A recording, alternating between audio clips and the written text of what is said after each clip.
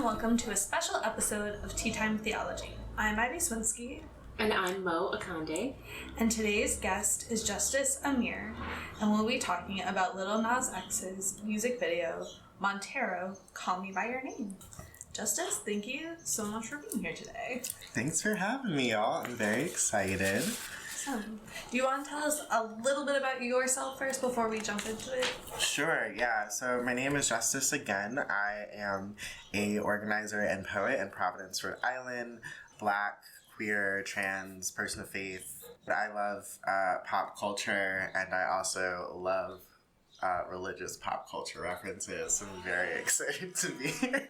Well, thank you, Justice, for introducing yourself to us. So we are going to dive right into it with this amazing music video. I'm so excited for this episode. I watched it and I was like, this is what I want. And now here we are. Yeah. Yeah. It was really fun, too, to just rewatch it all together and be like, I just feel like there's so many things to think about. It's just like this work of art that has so many messages. So the amount of layers in that one music video is amazing. You also have to be so smart to come up with that. Mm-hmm. Like, I feel like he did not get enough of that credit, that it's like, there are so many clever references within it of Christian imagery, but he also is like coming in with different mythologies, with like some Greek stuff, and the snake is like a depiction of Lilith in medieval cultures. Like, there's just so many layers in my opinion. Yes. Which is awesome. Does everyone just want to give their like initial reaction to seeing the music video? Sure. Do we want to start, maybe Justice can give like a 3-sentence summary of like what the video Yeah. Yes. Let's do that. So, Montero, Call Me By Your Name by Lil Nas X. It was a song released earlier this year, and in the music video, Lil Nas X, whose real name is Montero Lamar Hill, is portraying all of the characters, and starts off as a character in what seems to be a sort of eerie, odd-looking Garden of Eden. There is a snake character also played by Lil Nas X. They kiss, and then Lil Nas X almost ascends to heaven, but then kind of ascends to hell instead, and then gives the devil a lap dance, and we love that. And gives the devil a lap dance, and at the very end, I'm not gonna ruin it, but let's just say there's red eyes and wings on a Montero character, because they're all Lil Nas X. Anyway, I think that's a very brief summary. No, that's awesome. Yeah, that's pretty much what happens. Yeah, the song itself is about, it's about a few different things, but definitely about Lil Nas's sort of experience of queerness, and also how that plays into desirability in religion and like self-acceptance. And so that's what the video is also about, but on a more symbolic level. I think that's such an easy way to sort of explain the music video without everyone having to go and watch it before listening to this. Totally. Yeah. So I guess I can give my initial impressions. It's interesting because I feel like I am not a big pop culture person. So even before we had decided to do this episode, I hadn't seen the video, and I watched it for the episode a few times. And the shock factor is real. Like, I watched it through, and I remember my first, like, pretty much my only two thoughts were like, I can't believe he did this video. Not even in like an opinion way, like good or bad, or like, I was just like, oh my God.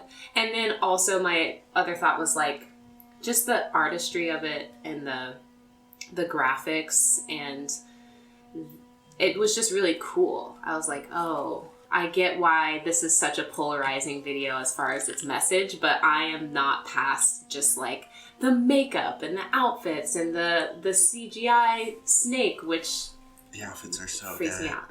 It's amazing. So anyway, those were my first impressions, and I think I'm coming into this conversation as not a pop culture person and like a pretty like individual spiritual person. So I'm really interested to hear what you guys thought about it. I just watched it because I saw it like blowing up everywhere, and I was like, I need to see why people are angry. And I watched it, and I was like, this is brilliant. Why are people so angry? Because that was my initial reaction to it. I loved the costumes, and I loved it initially, and then for this episode, I did like a deeper dive into like all the symbolism that they were using, and I was like, oh, so this is not only like beautiful to watch and like a bop of a song, but it's also like super smart and clever at the same time. Mm-hmm. And then I was like, I'm just so here for all of this, because I was just like, yo, that song was with Billy Ray Cyrus. And like it was all time row, Billy Ray Cyrus, cowboy boots, and like now we're here. And I'm like, I would just love to know. Like I know COVID and quarantine was hard for all of us, but like that was a jump. For real. But I was really here for this jump. Oh my gosh, real. No, I think like the first time I saw it, I was like, oh my god. And I think I had heard a lot about it like for the few hours, you know, I had been awake that day, and I was like, wow, this is amazing. This is like, because it is shocking, and there's like lines in there that I'm like, did you really say that? For real. I was like raised in a Black Baptist tradition, and so that's like still definitely a part of influences my faith a lot. And my brother actually, who's more connected or like more deeply entrenched in the church, I would say, but he called me, he was like, what's going on, Justice? Like, what's going on with this video? I don't know how I feel about it. And I was like, well, listen, you know, boy queer. And this is the messaging that we get. So he decided to use it, and it's great. The other important thing to know about Lil Nas X is that he's a troll. He's like 110% a troll, does not care, like is very proud of that fact. And way before Old Town Road, Lil Nas X was this young teen who was running a Nicki Minaj fan account Twitter, Minaj, right? And so Old Town Road was also a troll song. Mm-hmm. And so when this came up, I said, yes, I cannot wait to get this song number 1. I'm going to make sure everyone plays it, because this is another wonderful, very meaningful song, but also like it is pushing the boundaries still, and I really loved that. I love the costumes, I love the video, and I thought the lyrics were incredibly fun to listen to. And I love a short song that you can just put on repeat, and he's very good at doing that, again, because he's a troll. That's such a great perspective. It's true. You get that sense, too, watching some of the looks he gives. It's like clear he's trolling hard, and he's like digging it. Mm-hmm. But yeah, as a similar, you know, I'm a cradle Episcopalian, but, you know, my dad's Nigerian, so very traditional, lots of thoughts about sexuality and identity that don't resonate with me as a young American, whatsoever. And so I could feel it getting at these like deeply entrenched traditions that have been like, you know, instilled in me from birth about like, okay, yeah, I get it. He's a troll. He's trolling. This is what people say. They tell him he's going to go to hell and things like this. So fine, I'll go to hell and I'll give Satan a lap dance. And I'm like, I love that message. And then part of me is still like, oh my God, like he's giving Satan a lap dance. Like yeah. Satan is for real. Like that is for real, for real. We don't even really like say Satan unless it's like you're doing something real bad, like Satan's out to get you or something. So that's just like things that I'm grappling with watching the video. Like, yes. How do I feel versus like, how was I raised to feel? Yeah. No, go ahead. No, I am a cradle Episcopalian, but my family is very chill in almost every aspect. So to me, I love when people take like imagery that we know a certain way and they're like, actually no, this is how we're gonna do it. And I like saw this show on Broadway that was all about like the AIDS epidemic, and they ended in like the tableau of the Last Supper. So I feel like this isn't also like a new thing with like queer people taking these Christian imagery and being like, we're in it too, so like sit down, sorry.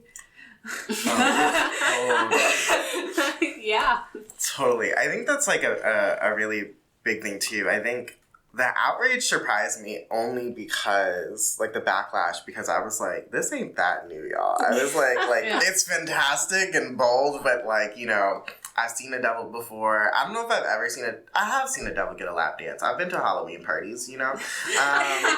And I think, like, it is true that, like, for a lot of queer people, we often have to sort of rewrite gospels to fit ourselves into them. And it's something, like, I play with, and with Adam and Eve particularly, that story is so central to being used in homophobic and transphobic ways. Mm-hmm. It's often like, well, God created Adam and Eve, right? Like, you know, it was a man and a woman. It was, you know, that's what's holy. That's what the union is supposed to be. And so a lot of these roots of homophobia and arguments against same-sex marriage, or arguments against being, you know, as a trans person, like arguments against being trans or non-binary because that's not what you were born as, all those things. A lot of what, you know, through art, queer folks do is sort of play with that narrative. And it's like, okay, here's all the stories you're telling me. How can I reconstruct them? Like, I've done that with Adam and Eve, reimagining Adam as Eve, as a trans woman. With this particular piece, I think it is a lot of that. Okay, if you say I'm going to hell for my sexuality, then why do I need to be, like, if you say I'm already damned on earth, then why should I be following your rules anyway? And I think that's, like, a really important crux of, you know, if we're talking about spreading the message of God, you can't spread that through hate. Because, you, like, the whole idea is that there's, like, redemption and that there's salvation. And if you're saying someone's eternally damned for who they are and they have no hope of that, then why should they listen to whatever you're telling them to do, right? And I think that is sort of a lot of what Lil Nas is pushing with this video. And you can tell even, like, how you said some of the costumes are very, like, parody, right? Like, the royal court, the, like, very, like, European blue ruffled wigs, you know, and the European setup, right? The Colosseum, also very European. Like the some of the hairdos, right? And I think that's also playing on, like, where are we also getting these messages from? Like, what is some of the, like, you know, geographical history that's being played out here? And when did homophobia actually enter the church, right? Because that's also historically, like, needs to be contextualized when we're having conversations about, like, how religion and sexuality and gender sort of play out together too. Yeah, and I think having it in the Colosseum, what is interesting is that this is like a story of Christian martyrs, pretty much. That, like, it is a trial by people who don't understand what's happening, and it is spectacle. It reminds me a lot of, like, the Good Friday Passion sort of story. And I think it's also vivid that everyone is in blue, which are these, like, really masculine color. Like, yeah, he plays with the idea, but at the end of the day, he's in blue, which we have decided for some reason is male.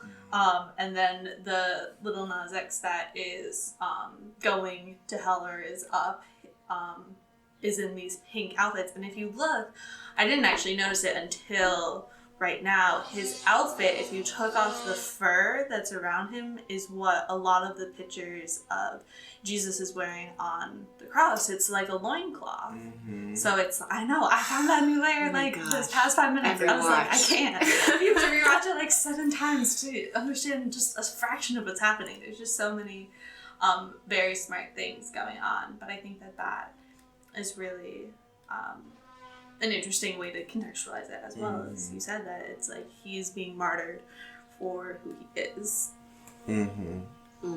I don't know if that speaks to sort of that, what you were talking about too, because my brother was like, you know, I don't like double imagery. Like I was like, you used to watch Hellboy and all that, and he was like, yeah, I don't watch that anymore. I was like, okay, you know, I feel like I got introduced to half these images through your action movies, but whatever. But I think there is definitely that like shock factor, like. Of like the whole lap dance thing, oh god, it was, honestly, I'm not even gonna say it was the best lap dance I've ever seen, because it certainly isn't, but I think the provocateur of, okay, well, you know, how do you have fun in hell? And then I think one thing I'm questioning is, like, at the end of the day, spoiler alert, he, like, you know, breaks the devil's neck, but then he takes his crown, so I'm like, okay, I don't actually know what the message is in there besides, well, if I'm going to be here, I might as well run it. Which is also like a very queer idea of like creating our own spaces, reclaiming our own spaces. Yeah, I don't know. Anyway. I had the same reaction. I was like, this is not a particularly vulgar lap dance. Yes. I don't know if that's the reaction we were supposed to have. But like I just remember like Hustlers with J-Lo and all of those scenes were like so much more, and everyone was like, it's J-Lo, it's okay. And like for some reason, like I was just like, I'm like, there's not much happening here. And like even when he's like falling down the stripper pole, it's all just very artistic. There's nothing particularly sexual about that pole dance, which I realize sounds like an oxymoron, but like I was just like, this is not that vulgar in that sense. So I was like, I think it's fascinating also that like it didn't need to be vulgar for people to still have that reaction. There's like just the fact that it was happening was enough. It didn't have to be like a particularly sexualized dance as well. Just because of like the context. I want to hear about some of these other themes that are in this video. Yes. Full disclosure, I did look up a Times article which everyone should read because I read it and I was like, this is so smart. Yes. But what they did is they had like people who teach like medieval Christian architecture. One of the guys, he works at the University of California, Irvine. They had all these professors go through the imagery of it, and there is so much imagery. But specifically in that devil scene at the end, there is a Latin inscription on his altar-ish that says, they condemn what they do not understand, which I think is very specific way of thinking of it, and I'm like, oh yeah, that makes so much sense.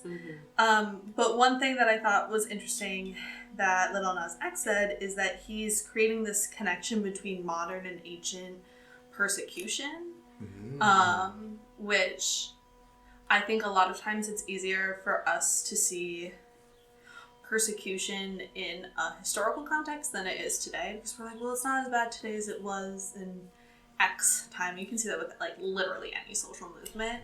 So I think something that people like when learning about new things is like contextualizing what was happening either today in ancient time or vice versa. So I think that idea is very interesting, especially since like they just banned gay conversion camps in the UK like a month ago, maybe less. So, and like that's still not a ban that the US has. Right. So it's like these are still messages and images that youth see and people see, that kind of stuff. I don't know where I was going with that thought, but I'm here. No, that's like real, the being able to cross sort of really think about like what it means to connect these histories with our presents. And it's also like when Lil Nas X came out with like Old Town Road, right? It was sort of a joke song, but it's also really good. And then because it was kind of a joke song, but it was getting a lot of popularity, right? Like he was also getting a lot of pushback from the country like the country music, the white country music community. Then before getting awarded for it, came out as gay, like publicly, right? And like I think there was also some strategy, and not strategy, but like some purpose and like making sure to before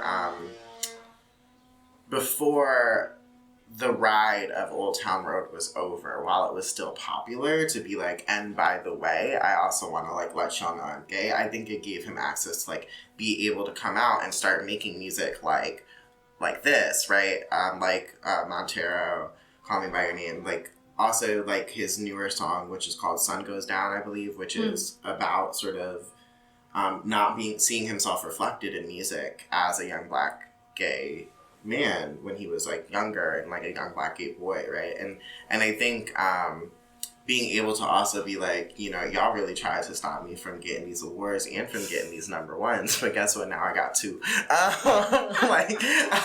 And I think you've seen him as an artist sort of recommit himself to like some of the social justice movements, but also very much doing it the way he wants to do it, which, you know, will probably lead to problems down the line, but we'll get there when we get there. But that's the problem with, you know, him being one of the first, if not the first, like, black gay rapper, is that he is now, whether he likes it or not, a representative of that community. And, like, this is, you know, so he can go about it the way that he wants. And he is being so intentional about what he's putting out there and about being true to himself. But at the end of the day, like, he does not represent all black gay men, all black queer men, you know, queer people, queer pop people, like, and so there's just gonna be like, no one's ever gonna be totally happy with like what's going on, or like how he represents himself. There's always going to be this, because he is the first, he should represent the movement in such and such way. And so I don't know, it's a struggle. I know. Honestly, though, that's why I'm happy he's doing, like, he releases, because the only thing I felt for, like, the weekend, like, the 2 weeks after he released this song was just, like, belligerent. I was like, I'm gonna be belligerent. My gender is belligerent. My mood is belligerent. I'm ready to be black as all nonsense and just be belligerent in these spaces.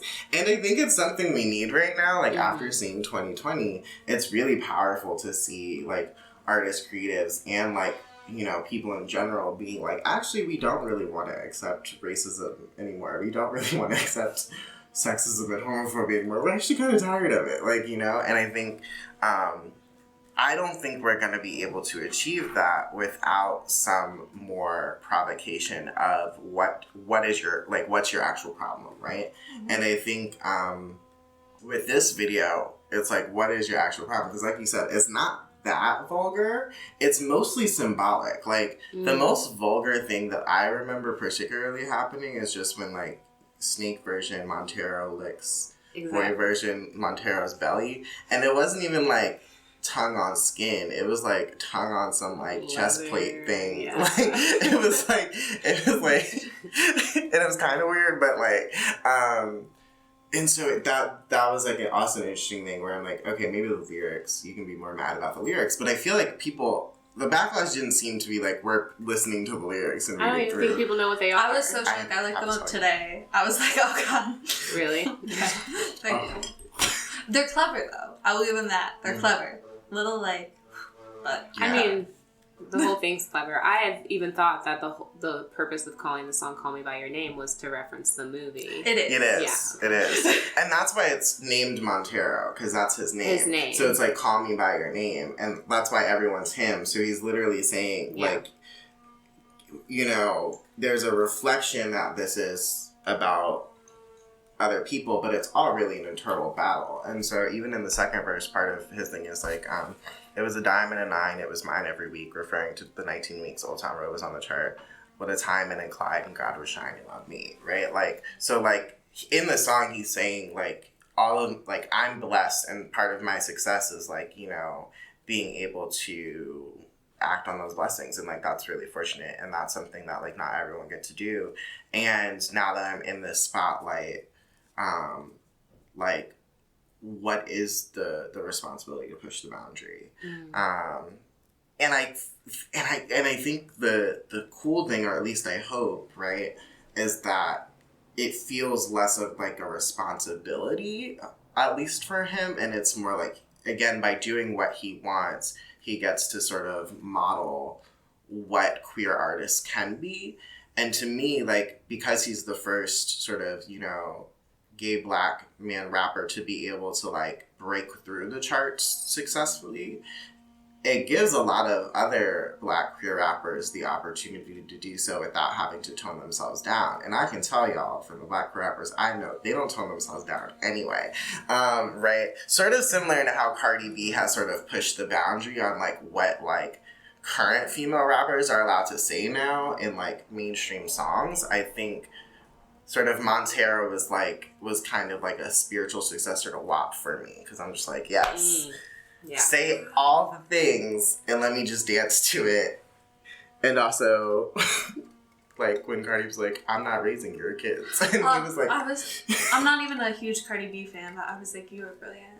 I was like, yes, thank you. Yeah. Yeah. I think that the imagery that he's using to have that type of not agenda, but like the idea that he's like, I will do this on my own terms is so...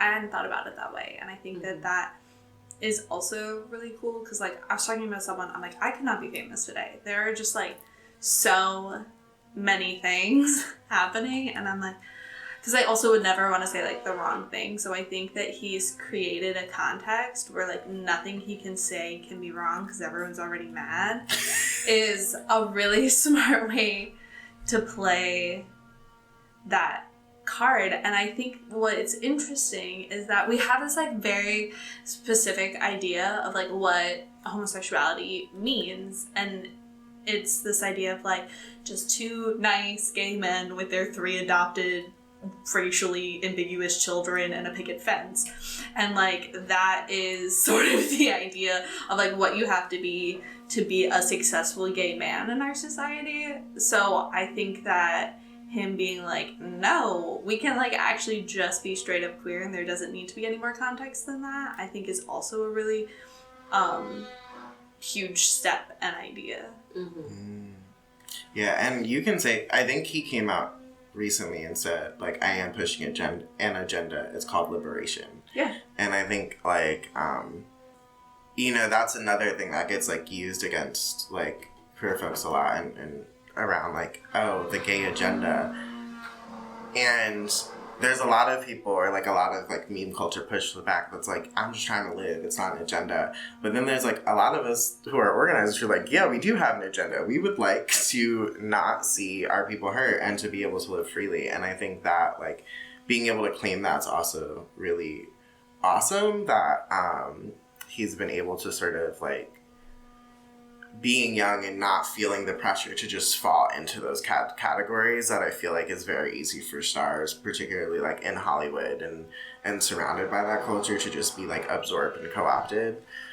I'm wondering, so I feel like I can't ever watch anything that polarizes in this way, or, you know, everyone is already so mad. And I think we kind of got into this at the very end of season 1 with our bonus episode with talking about, you know, Black Lives Matter and people from the Center for Reconciliation. But I guess I'm just wondering, like, for example, when Justice, when your brother called you and was like, what's going on? Like, how am I supposed to feel? Like, and for people like your brother and who aren't just like inherently already gonna write it off and just be mad and be like, no.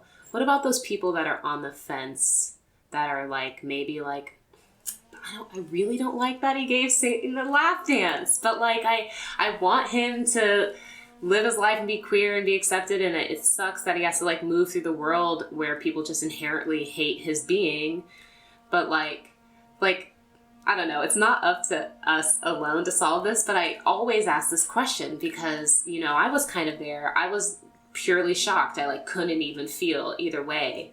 And then, you know, on a few re-watches, I was just like, this is just so cool. And, like, honestly, watching this amount of exposure, this amount of liberation, it, like, made me feel safe. Yes. In the way that you, Justice, were like, I'm belligerent. Like, my existence is, like, I'm just going to be belligerent.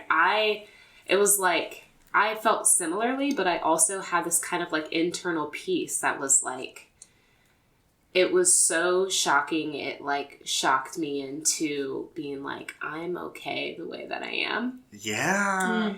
So I guess this is kind of like a 2-part like pose that I'm giving both of you, which is like the first part, what about for the people that are on the fence? Like what do they need to hear to be on the side of like God is love and like the only way to spread God's message is through love? Oh, no, why? I don't know. At the end of the day, we can always cut this out. No, I think that's so smart. I'm sorry, I didn't mean to cut you off. But I like the idea of being so out there that it's safe to then have any thoughts. So, like, the church I grew up in was very welcoming to, like, questioning of any kind and very open to, like, if I had legitimate questions, I can be like, what's going on? Like, I had so many questions about why Good Friday is called Good Friday. And literally everyone was like, it's okay. You can ask that question. Yeah. But I think also that there's something really powerful in having a story that is so layered with Christian themes, and there was not ever one white man in it. It was, there was never this, like, even the angel scene, I don't remember the name of the guy, but it was said that, like, it's supposed to be about this, like, queer guy from Greek theology, which I will look up the name of after. I also can't pronounce it. But, so even, like, in that moment, it wasn't this, like, ambivalent God that's going to rescue him as well. And I think that that is also an integral part of this story, that, like, he grabbed the pole. And I think that we are, like, I think that that is also something to add to it, that, like, he had this vision of the heavens and all that kind of idea. And then the pole comes up, and there's a moment where they zoom in on it and he grabs it, and he chooses to be authentic rather than something else. Sure. Damn! Oh my goodness. No, for real. No, but I think that that is also something, and I think that that goes into your idea of, like, this inner peace that comes and is like, I'm okay the way that I am, and, like, that's also okay. Because we no longer have unconditional anything. Like, even in your job, in your work, in your friendships, like, everything's about networking. Everything's about having someone that can do it. Like, even your friends have to be able to get you something at some point in time. So I think this idea that, like, you can unconditionally love yourself and that's okay. And to me, at the end of the video, and I don't know if this is what he was looking for, but, like, by killing Satan, it's also like he's killing another person who he's not looking for anyone to accept him either. It's like, I don't even need Satan to accept me because I accept me. And that's sort of what I saw in him becoming the devil, because he's like, this is who I am. And I think it's also interesting that his eyes turned white and not black at the end, because I think a lot of times in the mythology we've sort of created around this, that devil's eyes are black and that angel eyes are white. So I also think, this is like what I was talking about. But I also think that that's also really interesting, that, like, yes, it's the black wings and it's this and that, but the eyes are white. So you can sort of, like, take that either way, especially when his follow-up video, that music video, is him all in white and in a suit and in this, like, godlike idea. So also that, like, you can be God and the devil at the same time. I love that. I love everything you said. Like, yeah, no, I think some of the things I was telling my brother is just, like, you know, I was like, again, this is taking stories that are told to queer people and reimagining them. But even the lyrics itself, like, breaking those down, right? it was so interesting because I was like, oh, you're kind of like telling all these people like some queer culture that like is some of the shadier shit. Excuse my language. Like some of the shadier things, right? Like the first half of the song is about like going over someone's house and then ending up hooking up, right? Like, and an experience that's, and like with details that aren't far off from how a lot of hookups do happen in queer culture, or in gay culture particularly. And I think like part of that too is like recontextualizing gay culture within the context of like, this doesn't necessarily make me unholy, right? Like this doesn't necessarily make me bad. This is just how things happen, right? And like talking about another person as like, oh yeah, no, you're going through it. You're going through it, right? Let me pull up the lyrics. All I see is weed and white, right? Like that's like saying like, oh, honey, I see you were going through a rough time, you know, you gotta rely on these substances, you know, why don't we just have fun together? Why don't we just be in community through sex? But regardless, like, why don't we be in community? Why don't we enjoy each other? And I think part of the question of queer liberation is how can we be in community together, be our whole selves, and not shame ourselves for the feelings, the emotions, and the joy that we have with each other. How can we create spaces, whether those spaces are in the church, in places of faith, or whether those places are in the club or on the pole, right? Where we can still feel whole and not feel judged. And so for like folks on the fence, it's like ultimately, what are your values in terms of your relationship with God, in terms of your relationship with your faith? Do you value judgment over like compassion? Do you value taking on, you know, God's role of being the judge when God has already asked you not to do that, right? Like has already said, don't cast the first stone, right? And I think there's a lot of folks elevating themselves to a status within religion of wanting to demand how other people behave and assuming that they understand why that behavior is wrong, rather than always necessarily accepting and listening and understanding behavior and empathizing and relating to folks.